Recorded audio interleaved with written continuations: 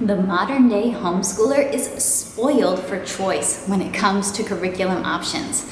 So how do we make that choice?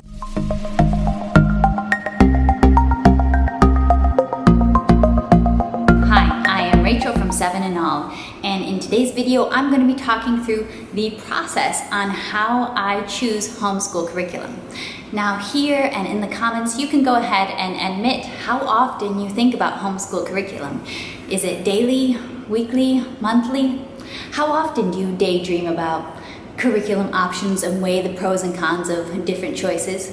This is a totally safe space. I am one of those who would call it pretty much a hobby to research curriculum, and I take a lot of joy in looking at the creativity of different creators and how different people have put together quality educational materials. I like curriculum, so that's why I make videos on YouTube about it.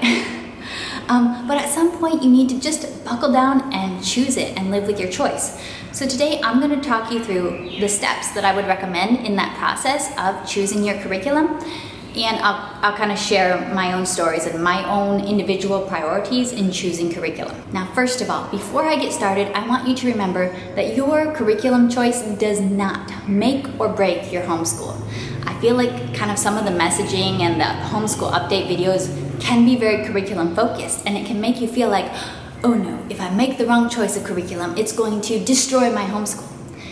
That won't happen. And I'm speaking from experience as a lifelong homeschooler. I was homeschooled in an age and a day when we did not necessarily have the greatest options for homeschool curriculum. It wasn't, all, the perfect, dreamy ideal of curriculum necessarily, but my memories of homeschool are incredibly awesome and joy-filled, and they've made me want to homeschool my own children.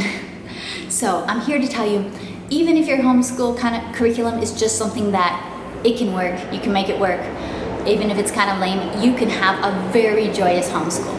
And even if you have the ritziest, most awesome homeschool curriculum with all the hands-on activities and all the scientific method behind how this is supposed to work, you could have that, and you could still have a joyless homeschool because the relationships within that homeschool are not healthy and they're not characterized by respect. So homeschool curriculum is not what's going to make and break your homeschool. Just let's keep that in mind as the background to the tips that I'm going to give. Number one, consider your goals for what is important, what is most important for your homeschool in this coming year. What do you want your homeschool to look like? And this is going to be very, very individual for each person.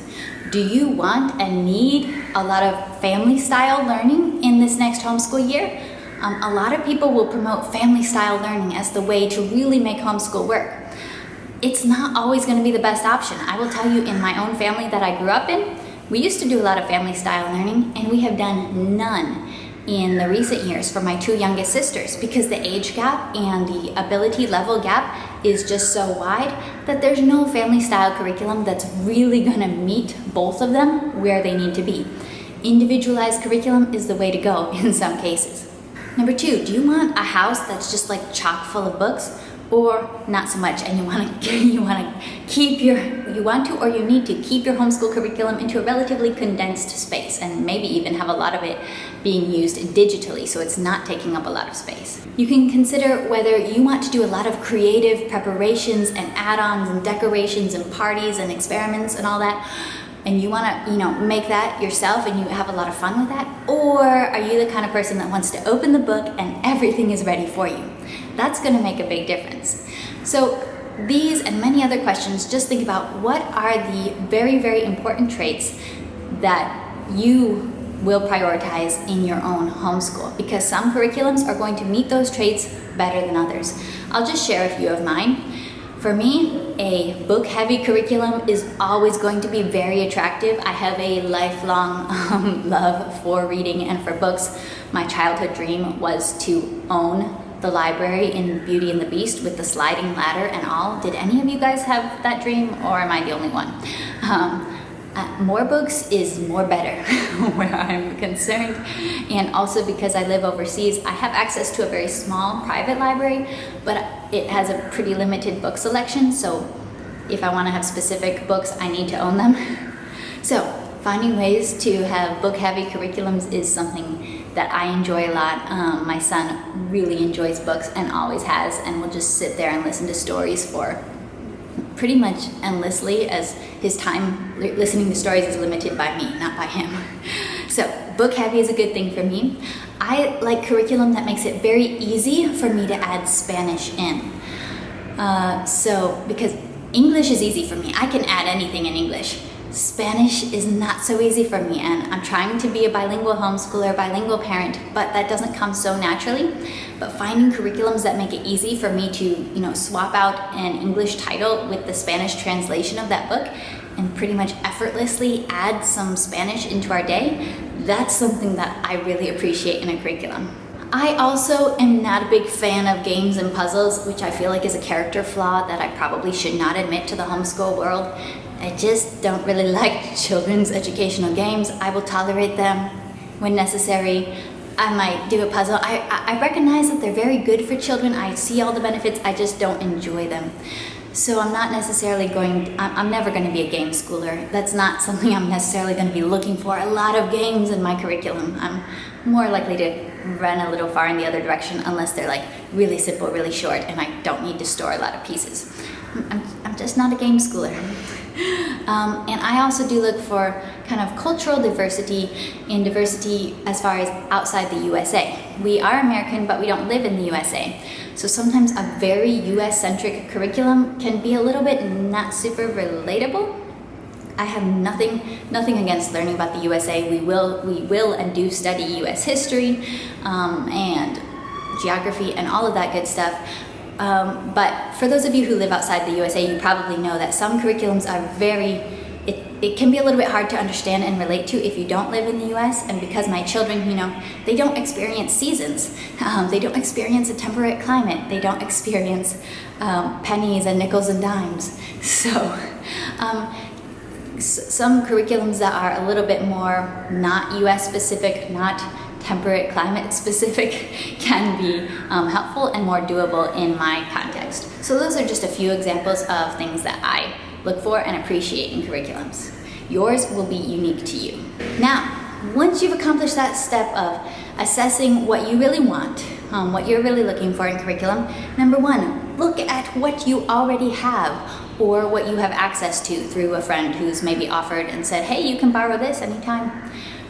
Because the sharing community, the sharing economy in homeschool is awesome. Now this is going to look different for everyone. If you've been homeschooling 20 years, you're probably going to have a lot of resources that you can just choose from in your closet. If you are brand new to homeschooling this year, welcome. And yes, you probably don't have all that much stuff to get started with, but don't worry, you'll slowly grow your collection. And the reason I say look at what you have is because sometimes we forget what we have, and also we all don't want to waste money. We very well may have resources in our collection or available to us that we can just use, even if it's maybe not necessarily the perfect or the first choice. If it's something we like well enough and we know will work well enough, we could choose to do that. So look at what you have and honestly assess with yourself. Do I like this? Do I not like this? Do I want to use this next year, or do I not want to use this? And maybe you will find some things that will fill in some of the needs that you have for your next school year.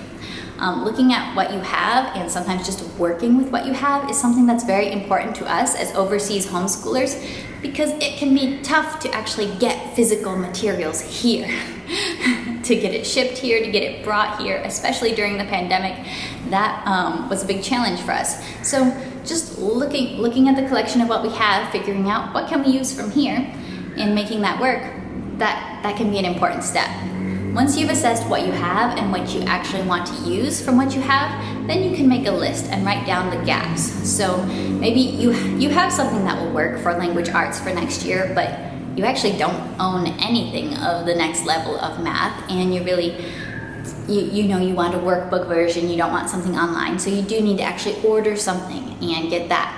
Make that list so that you know exactly what your needs are. The list is important so that in your happy daydreaming homeschool shopping, you don't end up with 5 art and music curriculum options because they all look just so fun and you want to learn about art and music because you never really learned about it before. But then you get no spelling workbooks because who wants to think about spelling? Not me. So write down those gaps so that you make sure, oh, I do need a spelling curriculum for this child. I do. So I have to make sure I get one. Make that list so that you know what you need. Now that you've made your list, go back to those goals you made at the beginning and use those to narrow your search. Okay, you need spelling. And you want something that's very low prep, maybe. Or maybe you do want something a little more interactive and hands-on. Or maybe you want something traditional. So look at what your goals are. Do you need a spelling program that's going to be very, very independent for your child? Or are you comfortable and willing and feeling like it's important at this stage for you to be more involved in teaching spelling with your child? Because that's going to be a big difference. Some spelling programs are designed to be mostly independent, while others will need a lot of teacher involvement. And different ones might be the better fit for you and for your kids depending on what your priorities and what your needs are right now. So use your goals and your list to narrow down your search because there's too many choices. You need to narrow it down. While you're looking, use all those internet research skills that you are teaching to your children during the homeschool time. You can use YouTube, you can use blogs, you can use the websites of curriculums themselves. I think sometimes some bad curriculum choices or curriculum choices that people regret kind of come from those impulse purchases and not really taking the time to truly understand how something works or how it's intended to be used before clicking purchase. And curriculum can be expensive, so I think for most of us it really is worth the time to watch that flip through video or listen to some reviews to try to understand, okay, I think I understand how this works. Because it can be a little bit hard to understand just from that little blurb in the catalog. So take the time to do that research, find one that aligns with your goals and your priorities for this year, and in the end, just make your choice. Remember, you are not going to destroy your homeschool by maybe making a less than perfect curriculum choice. It'll be fine. Trust me. In the end, it will be fine. What's going to make your homeschool not fine is if relationships are broken and if respect is broken and if people can't talk to each other with kindness and with love within your homeschool. That's the really serious issue. If you pick the wrong spelling curriculum, you can either live with it, you could buy another one later on in the year if it's in the budget. You could just have your child write out words that they don't know how to spell that you pick from a book. You will have lots of options. It's not going to be the end of the world. So that is my tips and my process for you in how to choose curriculum. And I hope that is helpful. Leave me some comments about your process or any tips that you have found very helpful in your own curriculum choosing journey. All right, I'll see you next time. Bye.